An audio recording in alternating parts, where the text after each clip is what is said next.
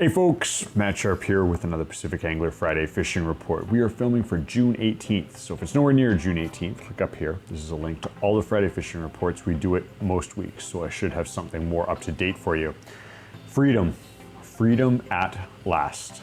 I am so happy that they lifted the travel restrictions earlier this week, and I hope all you guys and girls are going to get out and enjoy it. It looks like Mother Nature is going to provide as well, because she's bringing summer early, at least a couple days early, and we're in for some amazing weather this weekend right across the province.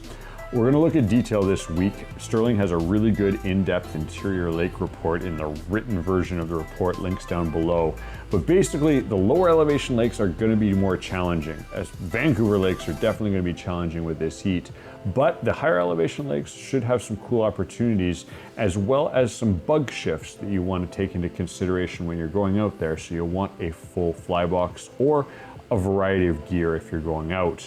Now, we also have a Capilano report. Taylor did that in the written this week, and the dam's been open and closed and making things interesting, but it's made it okay because it pulled in some fish this week. So the river fishing's been pretty decent, but we are waiting for more fish to stack up for the beach fishermen and the saltwater fishermen. With that in mind, JT tunes in this week with a detailed saltwater report, and there's lots of salmon out there.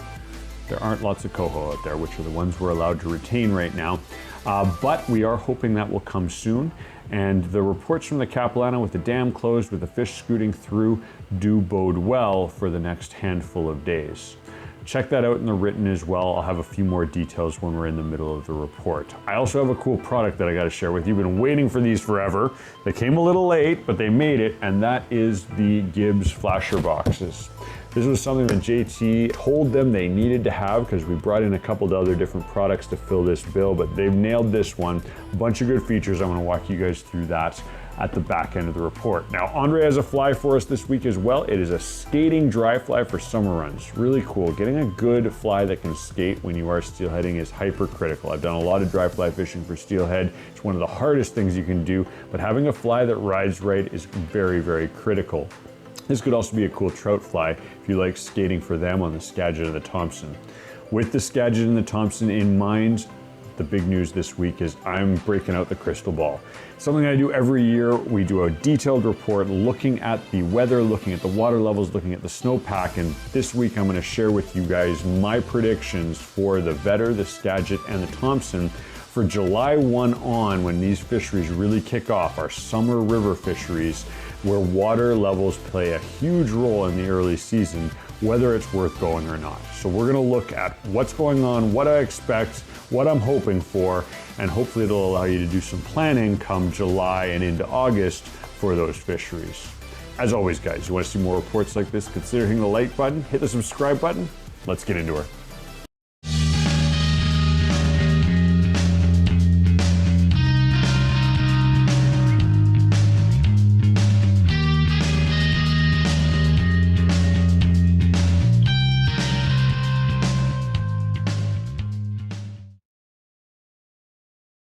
All right, guys, thanks for tuning in with me. Cheers to the travel restrictions being lifted. Cheers to Friday.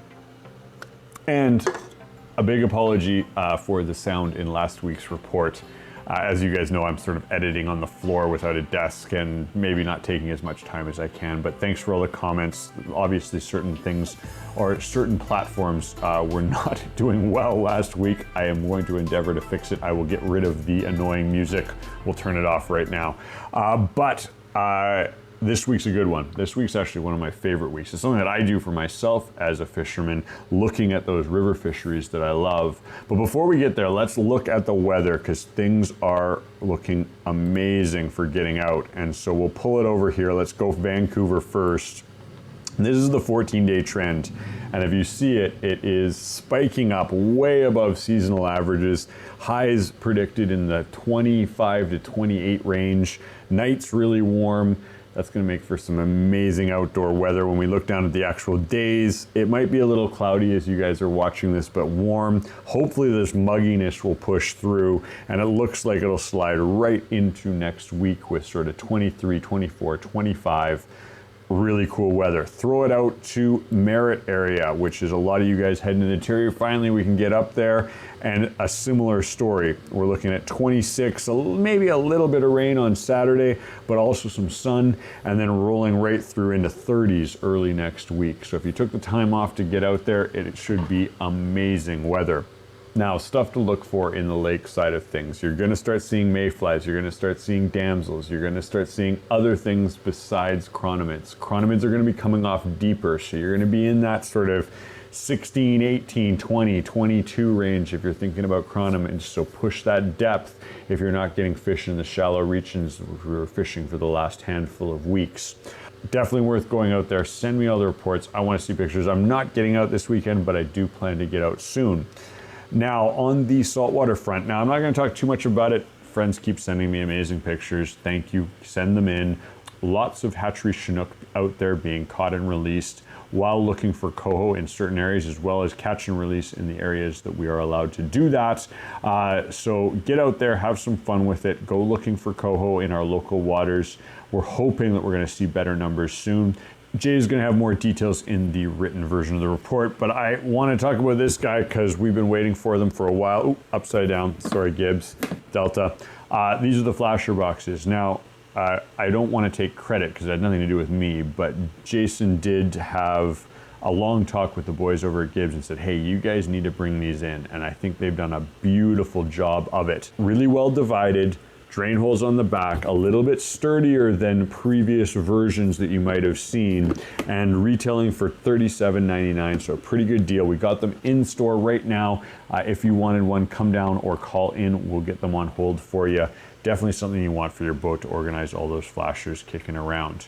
Now, let's look at Andre's fly just a second before we get into the deep dive on what's going on with the snowpack and river levels. So here it is. Let me see if I can pull it up for you guys.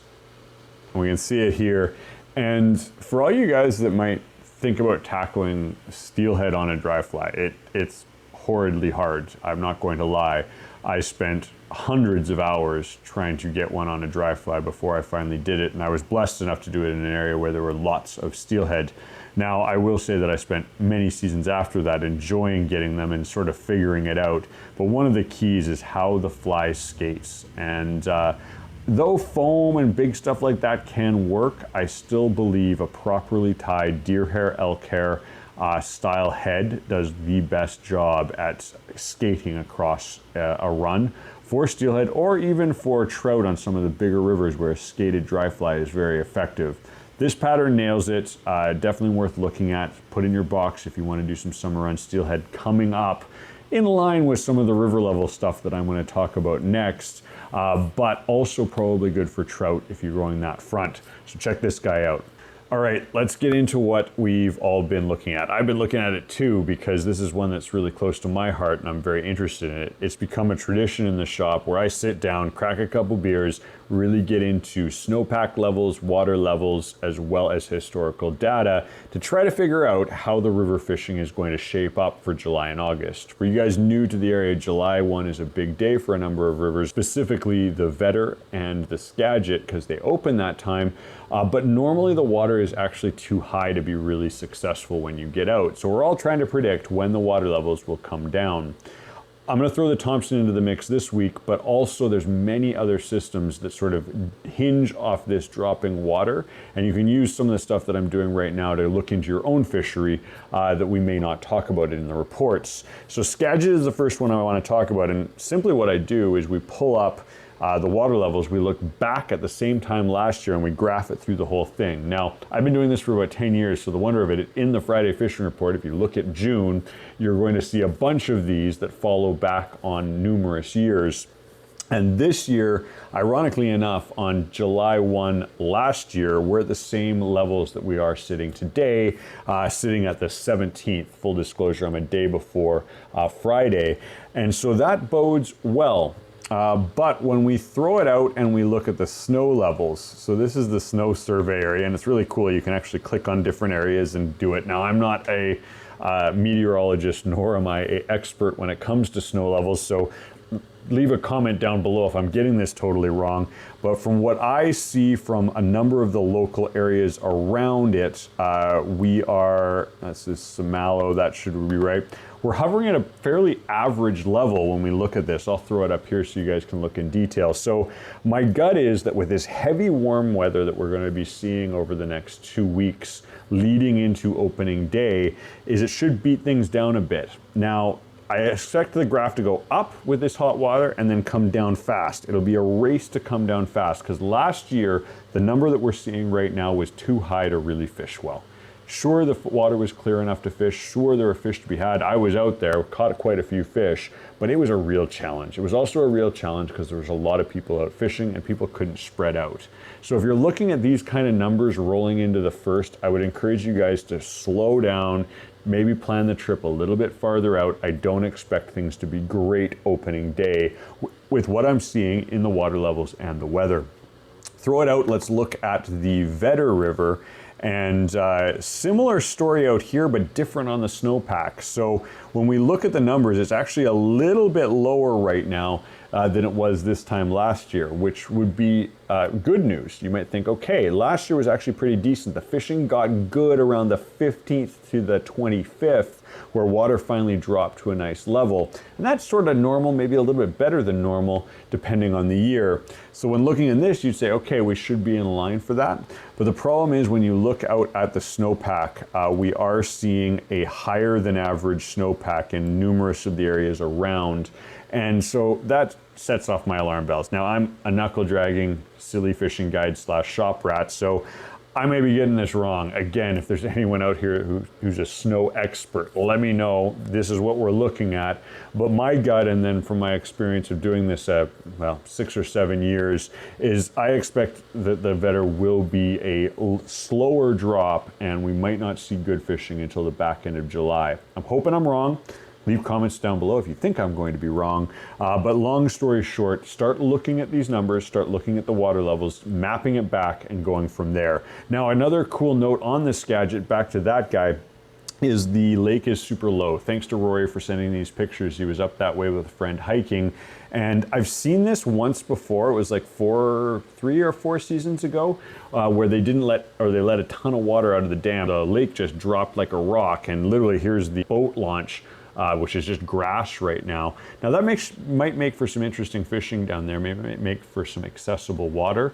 It is what it is. It might make some challenging stuff for you guys when you're trying to get a boat in there on opening day or opening week if you're planning to go that route. So just keep that in mind. Thanks for Rory for sending that in.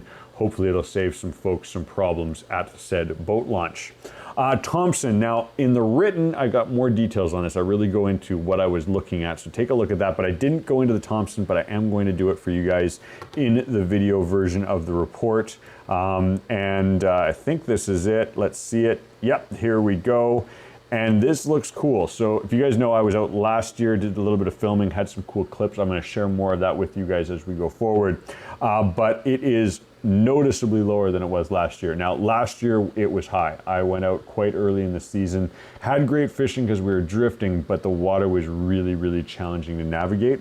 So looking at this and then looking at the snowpacks, we might see some decent fishing on the Thompson relatively early. I still wouldn't run out there, but keep an eye on it. I was fishing it, I want to say, in sort of the 5 to 4 region last year, and it was okay. So you definitely want to look at that. I love it around sort of the 3 region here, and this is from last season. So when we see that dropping, we know we're in the game. All right, I hope that helped you guys. I hope you guys can maybe get some planning going from there. Written version has some more details as well as all these graphs you look at. I'll put some of the links of what I'm looking at as well down there so you can geek out on your own system and see what's going on there. And as always, you want to see more reports like this, consider hitting the like button, hit the subscribe button, and I'll catch you in 2 weeks.